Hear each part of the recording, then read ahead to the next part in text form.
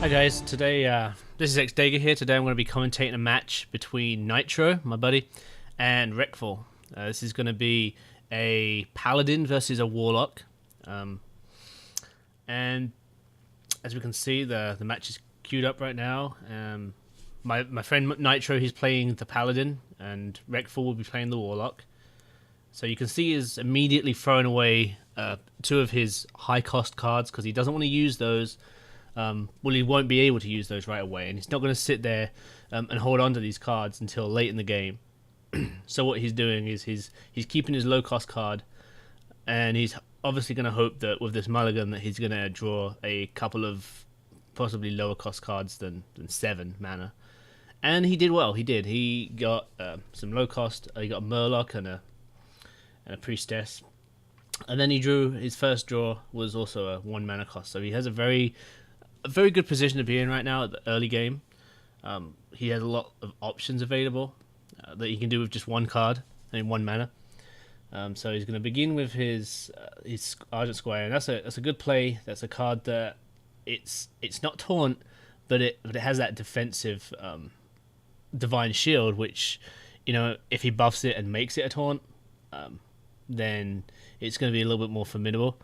However, at the moment, it's still a great removal for a low cost minion that the opponent may play. So his next turn, he's obviously going to put a little bit of thought into this, but well,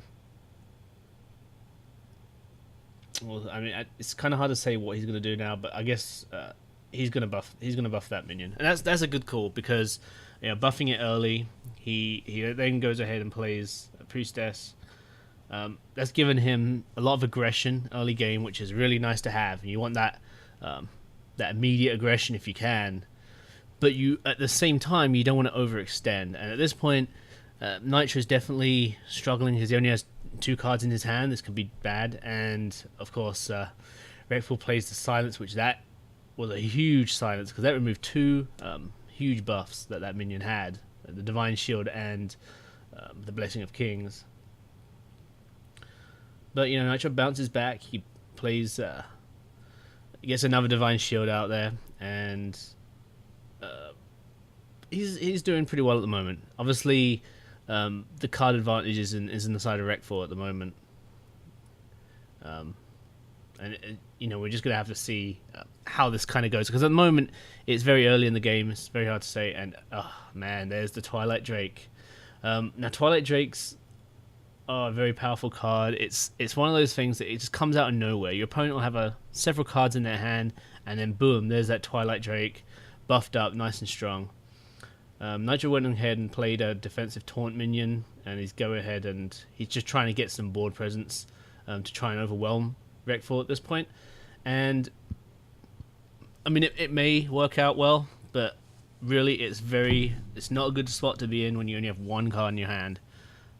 You know, this is top decking's never the greatest situation to be in because it limits your options significantly. You really don't have a whole lot of response to whatever your opponent's going to do. So let's kind of see what Reckful's playing on next. I mean, a board clear would be dreadful at this point. That's one thing that, you know, we don't really want to see from happen to Nitro. Otherwise, we're going to lose quite a bit. We're going to lose those Murlocs for sure. So I mean, it looks like the deck that Reckful's playing potentially revolves around the Twilight Drake. I mean, it's hard to see. I mean, it's hard to say at this point because we don't know what other cards Reckful has that's gonna synergize well with his Twilight Drake. I mean, there's several options. I mean, obviously, cards that any kind of buffing cards are gonna be huge. I mean, if Reckful has some taunt minions, that could be really bad as well. But one thing that, you know, Nitro really needs to do now is try to get rid of that Twilight Drake if possible. I mean, as you can see, he's just going straight for the face at the moment. And one thing that's good to note is against a Warlock, if you can get their health low enough, then you limit their option to life tap. Because if they have no life, they can't life tap, or they can life tap, and they can take a huge risk. So we can just see how this is going to play out. At the moment, Nitro's still at full health, and as far as we know, all Reckful really has is that Twilight Drake that isn't going to win the game. So he's going to have something else up his sleeve. So it's it'll be interesting to see what exactly happens. And I can see that you see that Nitro's getting ready with this Avenging Wrath, and that could be really a game changer if he plays that Avenging Wrath next turn, which I'm pretty sure he will. There's a chance that six of those will hit the Twilight Drake and just take it out, which would be really nice. Now he has a couple of Void Walkers, so he's getting some. So Reckful's getting some defense. But I'm pretty sure enough. There you go. Nitro's, and I'm sure Nitro would have preferred more of those hit the Twilight Drake. But the good news is it's taken out a significant amount. Oh, and he's just going straight for the face. Yeah, I mean the good thing about it is it's taken out those taunt minions that allowed him to go straight to the face. And it's looking like Nitro's in a very good spot because Reckful's let himself get down to 9 health. Now, if he has a Lord Jaraxxus in his hand and he plays that, then things could get really ugly. He has a Molten Giant, so he's getting another big guy out, and Sunwalker. Sunwalkers are really nasty because not only are they taunt, they have that Divine Shield, so they can be a bit of a pain to take out. So yeah, this next turn, Nitro's going to have something a little bit more powerful in his arsenal in order to take that out. So we'll see. We'll see what we got. Yeah, Nitro definitely has a lot of low-cost cards in his deck, and that seems to be the focus.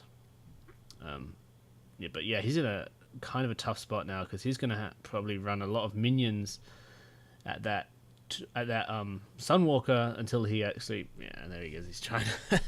He's trying to attack the Twilight Drake, which obviously he can't because there's a taunt minion.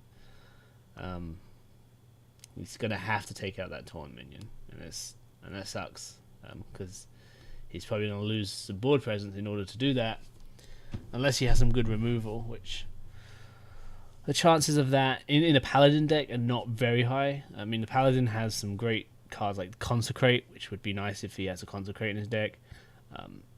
But I mean, the strength of the minions that he's going up against is really not going to be helped too much if he had a Consecrate. So, and there's another taunt. So the tables are kind of turning already, and you can see that I would definitely say things are in Reckful's favor by a long shot at the moment. And this is just showing that Nitro was able to really make a very good aggressive push at the beginning, but now things are looking really dangerous on Nitro's part. So he has the Blue Jewel Warrior, and he's gonna have to take out one of the taunt minions, if not both. And he doesn't quite have the damage. Oh wait, he does. No, he doesn't have quite the damage right now this turn, but he can at least take out one of them. The question is, which one is he going to take out?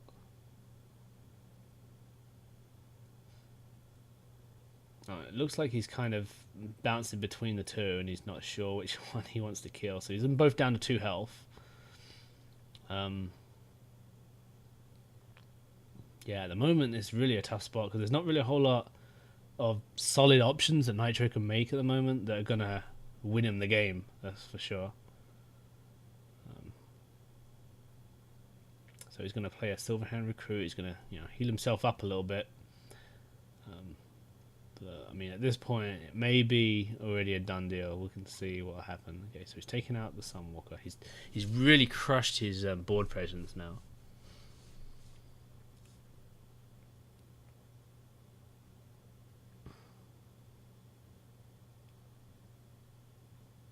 He's taking massive hits to the face, and there you go. He concedes.